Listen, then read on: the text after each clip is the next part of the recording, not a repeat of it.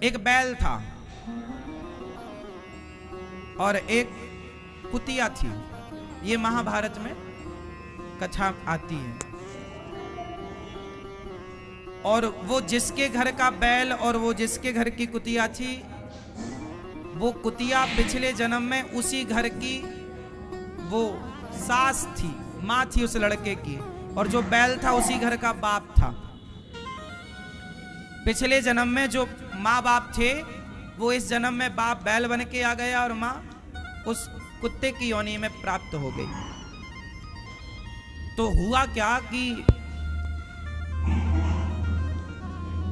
उनके घर में श्राद्ध था। उस बैल का और उस कुतिया का, मतलब वो लड़का जो था ना, वो अपने माँ बाप का श्राद्ध करता था, तर्पण पिंड दान करता था, श्राद्ध उन्हीं का था। और उन्हें वो बड़े तपस्वी थे, उन्हें बड़ा ज्ञान था।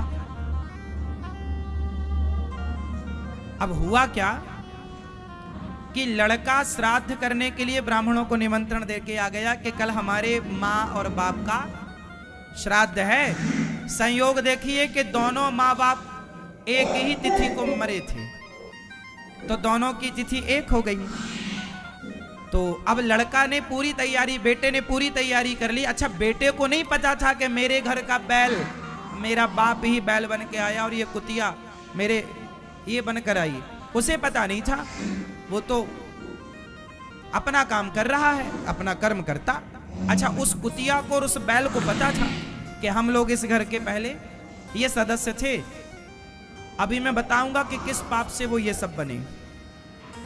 तो हुआ क्या कि वो जो ब्राह्मण थे, उनकी पत्नी भोजन बनाई कि आज ब्राह्मण आएंगे। वो ब्राह्मण थे, ब्राह्मण दंपत्ति।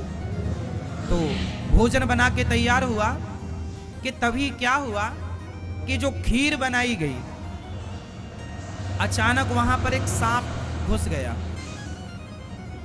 और सांप ने वो सारी खीर जूठी कर दी। और सांप ने जूठी किया था, स्वाभाविक है कि जहर उसमें मिल गया होगा। और ये सारा दृश्य दरवाजे के छेद से कुतिया देख रही थी। वो कुतिया है कौन? वो सास थी। अब उसने देखा कि भैया ये खीर तो जहरीली हो गई, यदि ब्राह्मण खाएंगे तो ब्राह्मण मर जाएंगे, और ब्राह्मण मर गए तो मेरे बेटे को हत्या लग जाएगी। तो उसने क्या किया कि जब बहू ने दरवाजा खोला कि ब्राह्मण आ गए हैं, चलो परोसें, तो कुतिया ने घुस करके वो सारी खीर चाट ली। और जब खीर चाटी तो बहू को गुस्सा आया, तो बहू ने टांगों में जो लाठियां बरसाई, तो बेचारी सास की 2 टांगें टूट गई। अब 2 टांगें टूट गई हैं। वो लंगड़ा, वो भले टांगें टूट गई उसकी, लेकिन उसने सही काम किया कि भाई ब्राह्मण मर जाएंगे। उसने खूब पिटाई की। बेचारी कुतिया घिसटती घिसटती बैल के पास गई। बैल बोला क्या हुआ?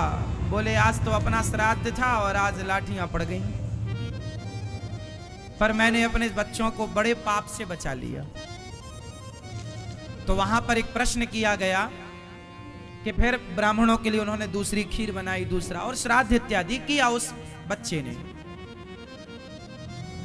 अब प्रश्न ये खड़ा हुआ कि आप लोग जब इतने विद्वान हैं, जानकार हैं, तो इस निम्न योनियों को कैसे प्राप्त कर गए? तब उन्होंने बताया कि हम जब अपने पुत्रों का श्राद्ध कर रहे थे, तो हम लोगों ने जब भोजन बनाया श्राद्ध करने के लिए, पितरों को, ब्राह्मणों को भोजन कराने के लिए, तो वो जो इस योनि पर है, कुतिया की योनि पर, उन्होंने बताया, बैल ने बताया कि ध्यान नहीं दिया, हमें पता नहीं था। और मासिक धर्म के दौरान हम लोगों ने भोजन कराया ब्राह्मणों को, जिस पाप के कारण हमें इस योनि में जाना पड़ा। पर चूंकि हमारे पुत्र ने अपने कर्म को बखूबी किया, अच्छे कार्य किए, हमने तो अपने कर्म से ये योनियां पाई, पर जो हमने, हमारा पुत्र अब ये जो कार्य कर रहा है, इसके प्रताप से अब हम इस योनि से मुक्त होके अब हम परम गति की ओर, हमारा मोक्ष हो जाएगा और हमारा परम धाम प्राप्त निश्चित है। जो पाप होते हैं उसका तो फल मिलता ही है, लेकिन जो पुण्य होते हैं वो भी हमें मिल करके रहते हैं। तो कुल मिला के ये बातें केवल इसलिए कही जाती हैं कि आप लोग हर बात का ख्याल रखें। इसलिए आप लोग स्त्रियों की, कुछ स्त्रियों की ऐसी आदत होती है कि जैसे आपके घर भोजन बना तो आपकी पड़ोसन आपके घर आएगी और सबसे पहले आपकी रसोई में घुसेगी। उसका पूरी घर में कहीं और पाँव नहीं जमता, सीधे रसोई में जाती है। क्या बनाया तूने, क्या बनाया? क्यों आप लोगों के यहाँ ऐसी है ना, कोई भी आएगा तो आपकी रसोई में दनादन घुसता चलाएगा, ऐसा है या नहीं? बोलो हाँ। ये गलत है। चलो आप लोगों ने तो पवित्रता से काम किया, पर आपकी पड़ोसन आई और वो यदि रजस्वला है और उसने यदि आपके भोजन को स्पर्श कर दिया तो वो अशुद्ध हो गया। इसलिए आप लोग ध्यान रखें, ना तो आप किसी की रसोई में प्रवेश करें, ना आपकी रसोई में कोई प्रवेश करे। जैसी राखो शुद्धि वैसी होगी बुद्धि, जैसा पियो पानी वैसी बोले वाणी, जैसा खाए अन्न वैसा रहे मन। ये बातें कोई ऐसी हंसी मजाक में नहीं कही गई, इनका बहुत गहरा प्रभाव पड़ता है। अब आप लोग कहते नहीं जी हम नहीं मानते तो चूल्हे में जाओ, ना मानो। लेकिन आपके ना मानने से क्या सत्यता को आप नकार देंगे? उल्लू को सूर्य नजर नहीं आता तो क्या सूर्य नहीं होता? इसलिए जो नियम है हम सबको फॉलो करना चाहिए। हर चीज का नियम है।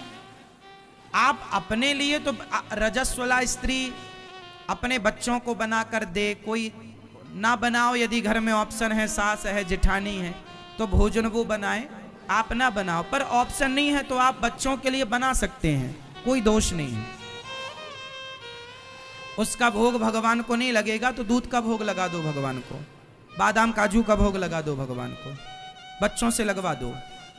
लेकिन जब पितरों की बात आए, और पितर श्राद्ध कोई रोज तो होता नहीं है, साल में एक तिथि आती है, तो वो एक तिथि का ख्याल रख लिया करो, सिंपल है। कोई रोज की बातें थोड़ी हैं कि रोज रोज बोला जाए। अब उस तिथि पर आप ये बातों का ख्याल रखो। इसलिए जब स्त्री रजस्वला होती है तो कहा जाता है कि तुम्हें आराम करना है, कमरे में ही रहना है, ज्यादा यहाँ वहां नहीं चलना। वो तुम्हारे स्वास्थ्य के लिए कहते हैं कि उस समय तुम्हारे पेट में, तुम्हारे कमर में दर्द होता है, आराम करो। आपकी भलाई के लिए तो ये नियम बने हैं। महिलाओं से सबसे ज्यादा काम लिया जाता है, दिन भर सारा काम महिलाएं करती हैं। अब महिलाओं को यदि मासिक धर्म ना हो, सोचिए स्त्री के लिए, चलो एक सवाल स्त्रियों से, आपका जो टाइम पीरियड है, जो मासिक धर्म है, तो वो आपके लिए वरदान है कि अभिशाप है? उत्तर दो। आपका जो, आप अपने से बताओ, मेरे अकॉर्डिंग नहीं बताओ। आप क्या फील करते हो? कभी फील किया होगा जो आपका मासिक धर्म है स्त्रियों का, वो मासिक धर्म आपका वरदान है या आपका अभिशाप है? उत्तर स्त्रियां देंगी। क्या है वो? खुल के क्या है वो? तो जोर से बोलो कि अभिशाप है कि वरदान है।